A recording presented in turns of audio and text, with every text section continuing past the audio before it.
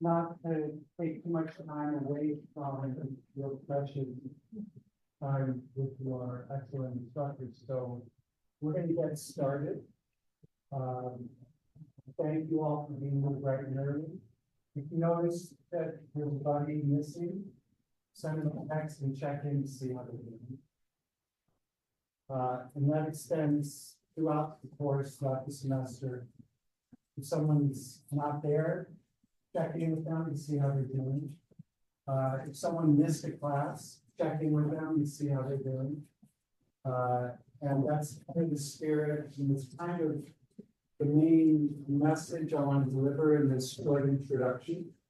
Does everyone have a syllabus and a thesis specifications? Okay.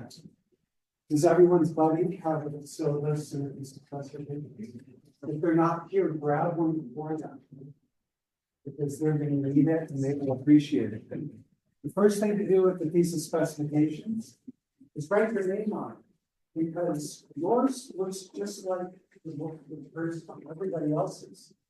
And you need to hold on to your copy, because your copy, remember you looked at it the first time and you circled that thing on page 3 because it didn't make any sense. That's important. This is a working document.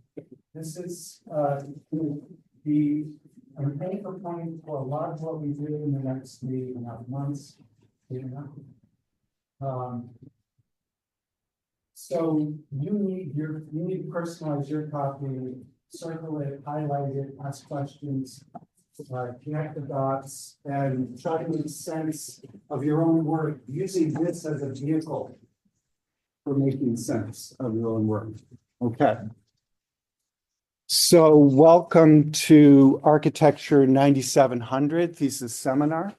My name is Robert Cowherd and I'm number 4. I'm not the most important source of understanding in the world. It's important to clarify this because it's quite confusing. You're all there looking this way at the screen and me. It makes it seem like I'm the most important source of understanding. To the extent that that's true, it's a very temporary condition. On a good day, we, your instructors, are the 4th most important source of understanding. That does not mean that we're any lesser than we were before. Actually, at the same level or higher than all the professors you had, we're quite good at this. Well, don't trust it, verify it. But we're not, are we good enough to do what you need to do? No, we're not enough. You need to depend on other resources beyond us. Don't let us limit what you are doing. That is the important message. On a good day, we are the 4th most important source of understanding. What's the most important source of understanding? Yes. Oh, welcome. The world. The world itself is the most important source of understanding. Everyone has experience with the world. This doesn't make us special. It makes us like everyone else. So it's a source of humility, and it's quite humbling to know that everyone has access to the world. That said, you are the world's foremost expert on your own life experience. No one understands your life experience as well as you do. We need you to bring that expertise with you to this work every day. We cannot afford for you to let go of who you are, what you've been through, and where you're going. This is what we need. It used to be in architectural education, there's a kind of a hazing process where we strip students down to 0, and then we fill them up. We fill the students' emptiness with our information as professors. That didn't work out so well in the 20th century, so we have to do the opposite of that. So bring your expertise of the world with you to class and to your work every day. Number 2, the second most important source of all understanding is the special access to the world that we have as architects. When we look at the world, we see things that other people don't see. We have a privileged access to an understanding of the world that non-architects don't have. Your friends from high school, your parents, they don't get it. They don't see the world the way we see the world. Maybe they're doctors. They have access, they have a privileged access to the world. They look at a human body and they see right through it. They see pulse and organs. We don't see that. They have a privileged access to an understanding of body. We have a privileged access to the world. We look at a building, we cut it in our minds, we cut a section through it. We see the fluids and the electrons pulsing through the walls. We have this privileged access. That makes us special. That's worth paying the $250,000 you're paying. Someone is paying for this experience. It's money well spent. It's the best 4 or 5 years of your life, well invested, as long as you make the most of it. And that's what we're here to help you do. So that's number 2. The third most important source of understanding are your colleagues. They understand your life experience. They have perspective. They understand what you're going through. They understand your struggles. They are right there, poised and ready to help you when you're struggling, when you're confused, when you can't remember the key commands to lock that mesh onto topography. They are there for you. They're one text message away. If they're not across the table from you in the studio. So you've already experienced it. You know that you will learn more during this time from your classmates than you will from your instructors. That's not a bad thing. That's a feature. That's not a defect. That's a feature. Your professors are still giving you excellent support one-on-one, day in, day out for 5 years of your education. That makes this education unlike any other discipline. So that's already there. But on top of that, you're getting the added value of the very carefully choreographed arrangements of the studio space. That brilliant architectural arrangement is there to make sure that you have a community of colleagues who are poised and ready to support you in what you're doing. Call to them, ask them for help. Don't struggle alone. Don't go home and go into your downward spiral of I'm stuck. Reach out. That's what they're there for. And when someone around you reaches out, you're there for them. This is a two-way street. But again, if someone's not in class, text them and check in to see how they're doing. If you're struggling, text a buddy. Make sure that everyone is taking care of everyone else. And then your teachers. We're here every Friday for 3.5 hours, and we're here for you, and we're here to support you as best we can. Outside of those 3.5 hours, please contact us, set up times to meet. Some of us have offices, some of us are here on days other than Friday, and you have a subscription to us. We're there for you. You contact us, you reach out, and we'll help you out. If your instructor is out of town, come to me. I'm probably in that office there. You know where I am. Okay. With that in mind, some of the things that are in this syllabus are worth mentioning. That the things we do to help each other succeed in this course is we block out time every week.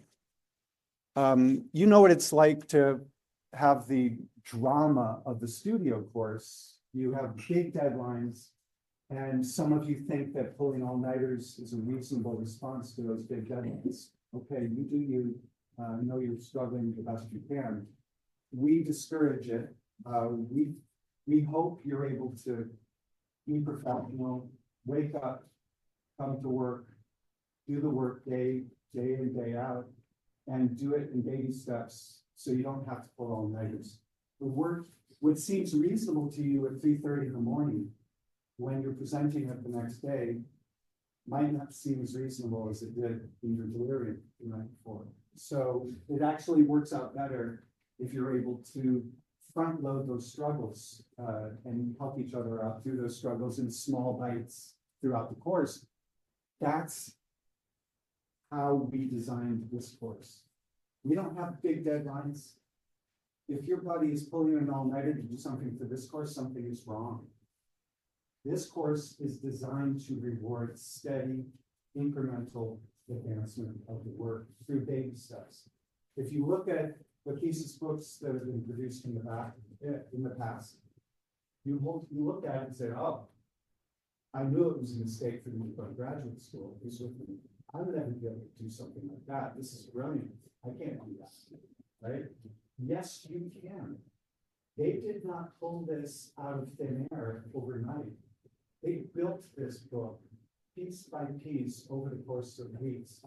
Ideally, we would do it over the course of 2 semesters. We're working on that. Sorry about that. But we're doing much better than we have in the past. We have a designers research course that is the best version of this course we've ever seen. We've been doing this for 15 years. And we now have fresh off the drawing board. We have this new course. It's called Thesis Seminar. We were looking at the spring semester when we saw that students only had 6 credits of their week allocated to the thesis process. And then they had these electives that were distracting them. The students were telling us, you know, these electives are great, but I feel a need to do more work on my thesis. We heard that and we responded. 2 years ago, we created a thesis seminar. And we told the faculty, you go off and you do whatever you think will work to help best support students. We had 6 excellent faculty doing excellent things, whatever they felt was the right thing. So it was a lot of different experiments coming to fruition. We took notes, we kept track, we pooled all of those experiments, we pulled it together. And last year, we attempted for the first time to have a thesis seminar that was a coordinated thing with the best exercises that we could identify from the thesis program in the past 14 years. And that worked pretty well, but not well enough. So we went back into the laboratory and we've been looking at the exercises and we've been figuring things. And we have a new version, a coordinated version of the thesis seminar. And it pulls the best of what we've been able to develop over the course of 15 years. A lot of the exercises you're going to be doing this semester used to be part of the thesis studio sequence, but it never got the kind of attention needed because it was competing with everything else that the thesis studio has to do. So by pulling these exercises out of thesis studio and putting them into their own dedicated 4-credit course, we're actually carving out more time in the week with a more reasonable set of expectations for you to address these exercises and these steps and the stages of development that will contribute to a more solid thesis experience and a more solid outcome in terms of thesis work. So the big message is we need you to block out your week so that you're giving enough time to this course. It's a 4-credit course, so 2 times 4 is 8, so 8 hours outside of class time is the standard of higher education. Individual performance may vary, but it's up to you to bring the time and attention you need to do these exercises in order to show up on Friday morning on time with the work prepared. And more than you probably think the most important thing for you to do on Friday mornings is to show up with work that you're not embarrassed to share with your teachers. That's a very low bar. We want you to aim higher than that. We want you to show up prepared to show work that you're not embarrassed to show your classmates. That's a higher bar. And now that's not quite high enough. We want you to show up prepared to present your own work and prepared to respond to the work of your classmates. So you might struggle to get out of bed in time, to get dressed in a professional manner. You might sit down in the classrooms and be focused on, oh my God, what am I going to present? And you might think that that's the most important thing for you to do. It's not. We want you to show up in class, get seated, get comfortable, and we want you to be attending to the work of your classmates. That's the most important thing you need to do. You need to be a good colleague to your classmates because they need your support. They're not there to listen. They're not there for yet another guest crit one-on-one with their piece of seminar instructors. That will be the appropriate mode of engagement, maybe perhaps multiple times during the semester. But the primary mode of engagement is not one-on-one between you and the advisor or your seminar instructor.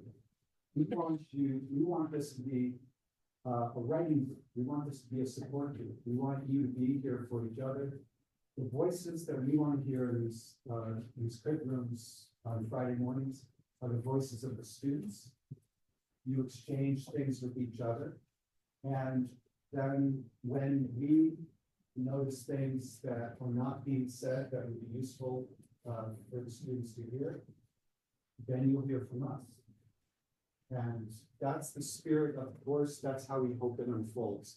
So it's important to be professional, be there for your colleagues, and make sure that you're taking care of the business of the course, which is raising the level of work for everybody. Does that make sense?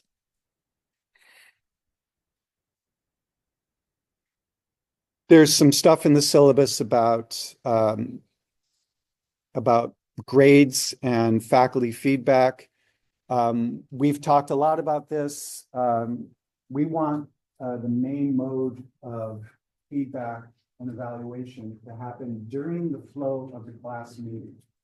That there might be notes showing up on your work as you present from your classmates, from your instructors. There might be things said in private or in public, but we want a lot of this stuff to be happening in the natural flow of the classroom, which is how we do architectural education.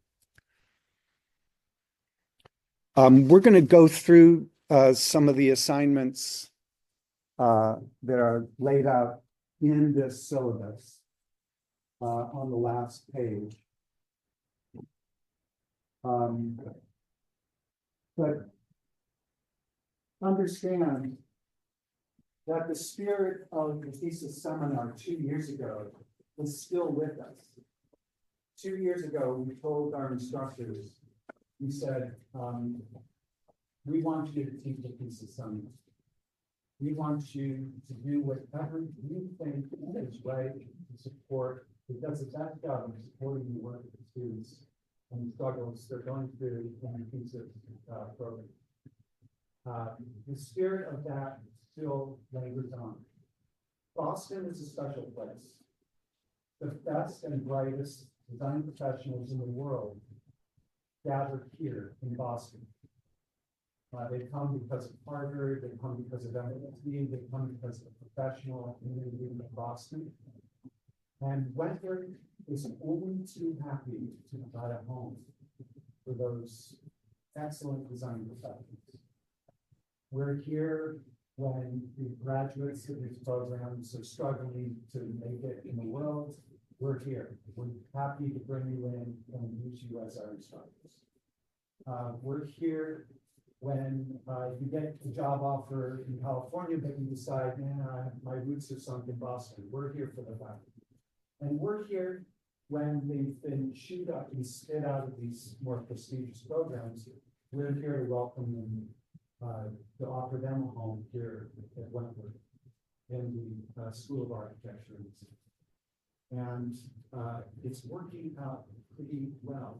We are able to attract the best professionals, the best designers, the best academics, the best instructors that anyone has ever gathered in one place.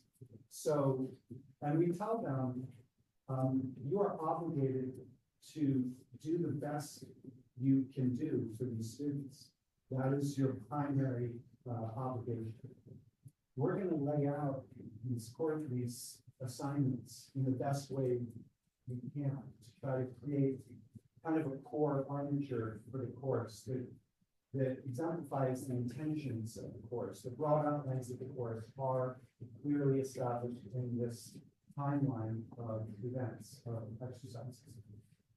But we cannot afford to have these excellent instructors to be hamstrung by the written assignments that we have here. The instructors are number 4, the assignments are number 5. The instructors are obligated to do their best by taking the assignment as given, tweaking it, changing a word or two here or there, or changing the shape of it, or swapping number 2 for number 1, or discarding it altogether and doing something better in one series. So it's important to go over this because you guys are so used to very tightly coordinated courses. That's not always the best thing for you. So please understand that this is a feature. This is the best way forward. Your instructors will be asking you to do these assignments or something better than these assignments, and trust them to know what's right. We do, and you should too. The other document we have here is the thesis specifications. Usually, often, sometimes we give this document to students in September or November, but this year we're giving it to you beginning of this semester, which is better than giving it to you in March.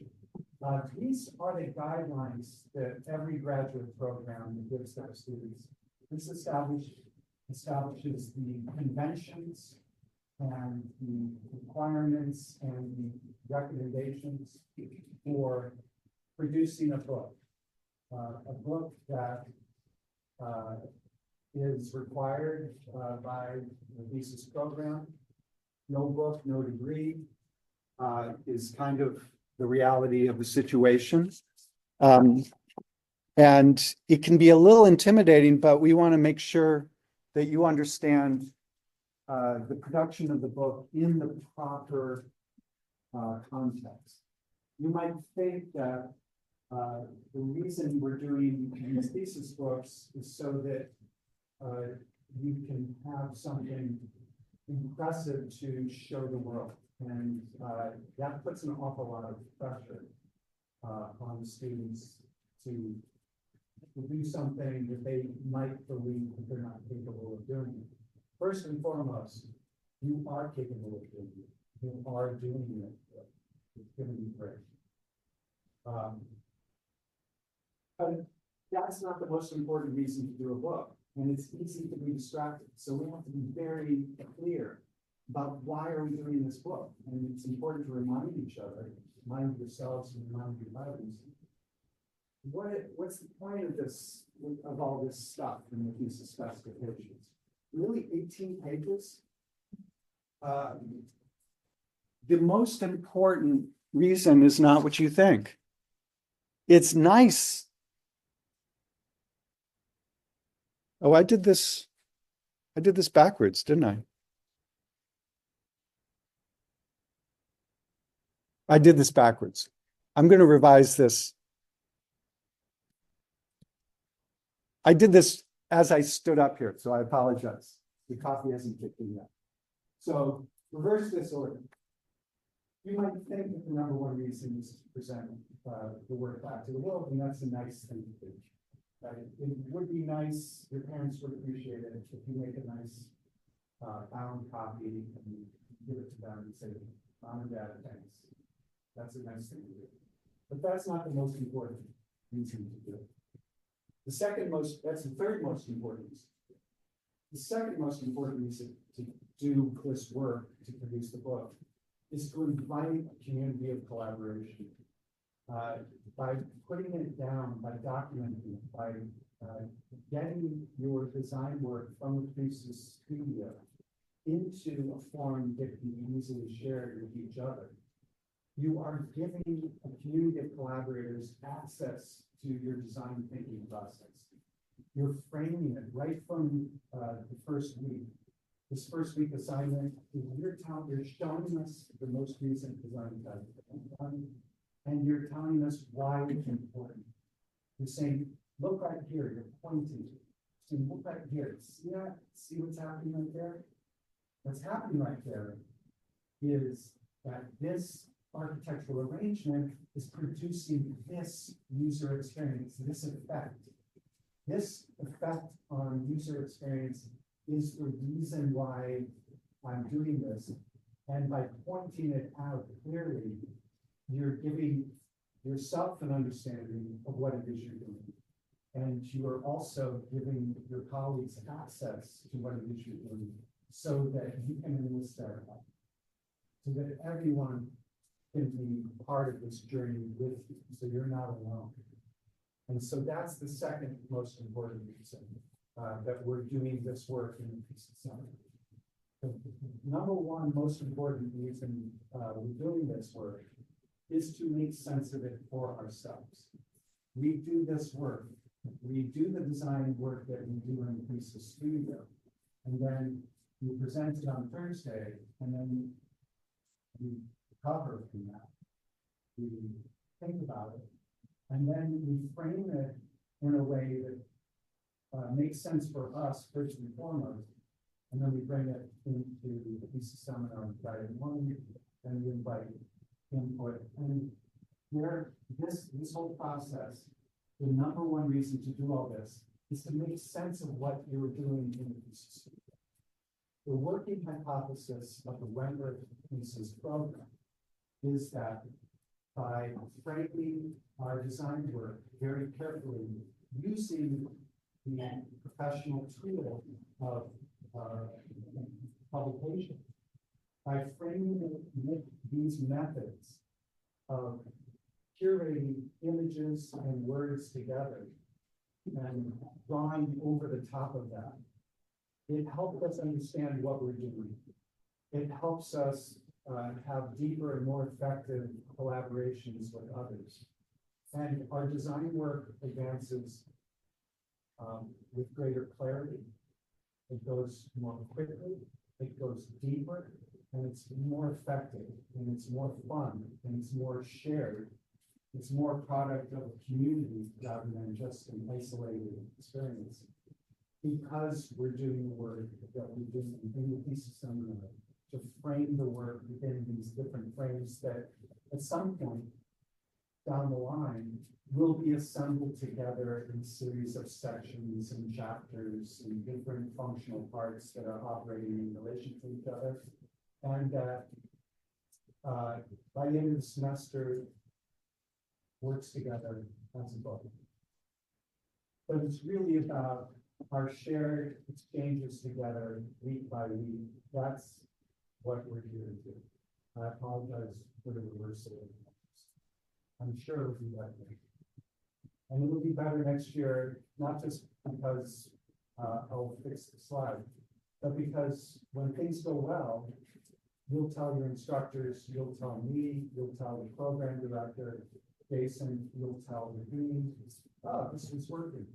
This worked well. And when things are not working so well, same thing. Your feedback, this course is as good as it is in part because of the community of participation in the execution of the course over the years. And the continued improvement of the course is also depending on you. So we want you to be in touch with us, to let us know what's working, what's not working, and to be a part of the process of making it better. And for some of you, you will then be so interested in this process that you'll come back and you'll you will join us as colleagues in the teaching of architecture at Harvard, and can't wait to have you as colleagues. We don't really have time to go through all the assignments. Your instructors might have their own ideas about those things anyway, so that might be something you could work on when we break out into the curriculum. So, welcome to TSeminar Seminar. Thank you for your time. Thank you for all your hard, excellent work. We're going to come back here next week to learn some tools, right? We're going to learn some tools about discourse mapping, and we might come back here the following week for a little boot camp citation bibliography formatting, just to give you a boost, so you don't have to obsess over that. It's all clear. And then other times it might be useful for us to come together. Students in the past have said, you know, we really appreciate you gathering this all together again, not just at the beginning of the semester, but a couple times throughout. So we might do that. Thank you for coming, and have a great semester, everyone. Thank you so much.